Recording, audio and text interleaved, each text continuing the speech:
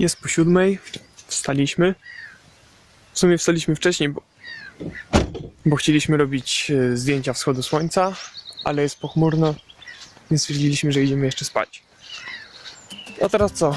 Pora się trochę ogarnąć z rana, wziąć prysznic, skoro płacimy za takie luksusy i ruszamy w trasę. Porada na przyszłość, jak idziecie wziąć prysznic, to czasami grzebień się przydaje, żeby nie musieć po niego wracać.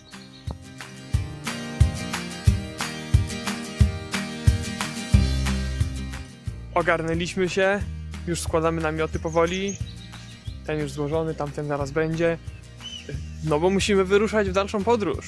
A dzisiaj nie to tamto, bo jedziemy szukać potwora z Loch Ness.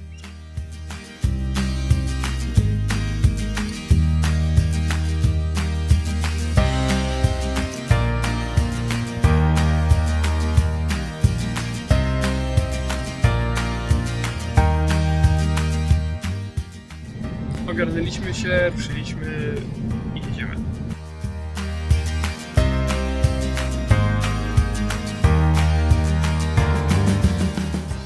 Dojechaliśmy do Inverness, czyli stolicy Highlandów, i pierwsze kroki kierujemy do sklepu takiego kempingowego, żeby sobie kupić ten palnik nieszczęsny, który mieliśmy niekompletny. Bo bez tego będziemy jeść zimne jedzenie do końca wyjazdu, a to jest słabe.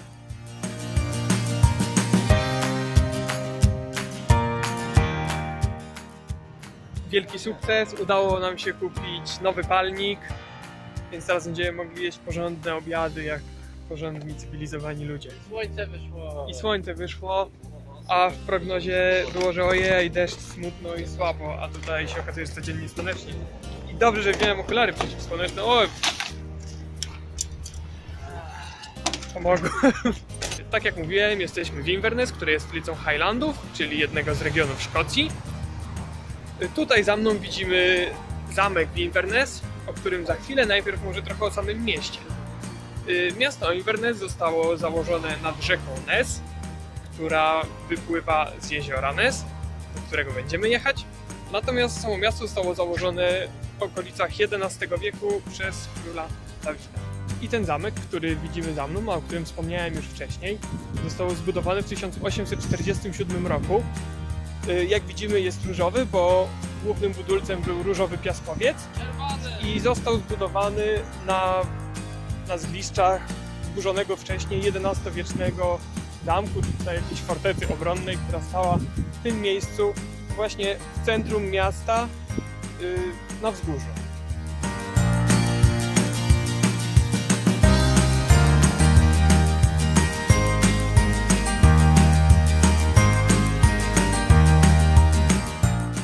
Pomimo tego, że zamek nie jest aktualnie dostępny dla zwiedzających, to jest cały czas używany, bo aktualnie znajduje się tutaj biuro szeryfa czy coś takiego.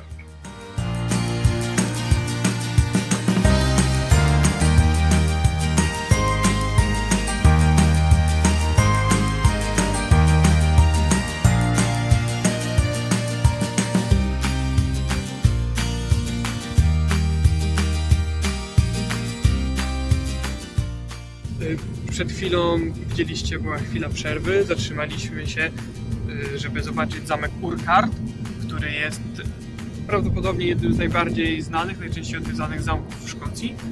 Wybudowany w okolicach XIII wieku na ruinach średniowiecznej fortecy i tak na przestrzeni kilku wieków przechodził z rąk do rąk, był tam atakowany, umacniany, odbudowywany. Ale podczas którejś z wojen został po prostu zniszczony po to, żeby nie wszedł w ręce wroga i aktualnie są tam ruiny i jest takie centrum, gdzie możemy sobie wejść, pozwiedzać, pooglądać. Tylko wejście do tego centrum to jest 9 funtów, co daje jakieś 100 milionów złotych polskich, czyli za dużo.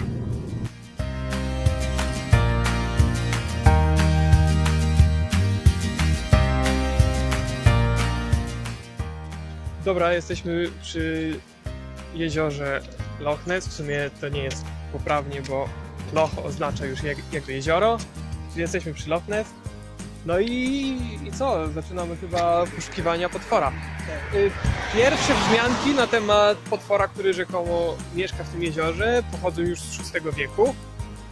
No ale jeszcze pomijając oczywiście nagrania na YouTubie w różnych jakościach, to jeszcze nikt tego nie udowodnił.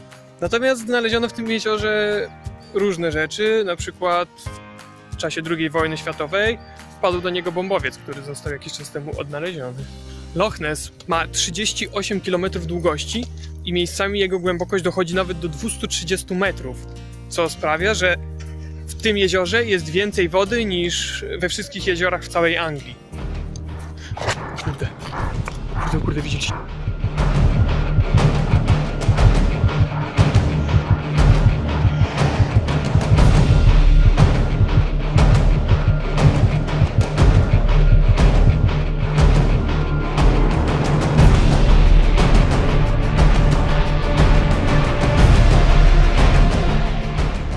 Ogólnie to chyba coś widzieliśmy w tym jeziorze i jedziemy po prostu tutaj w pogoń teraz, bo to tak po prostu przemknęło i zobaczymy, no bo to jest coś, to może być przełomowa chwila i przełomowe nagranie, jakiego jeszcze świat nie widział.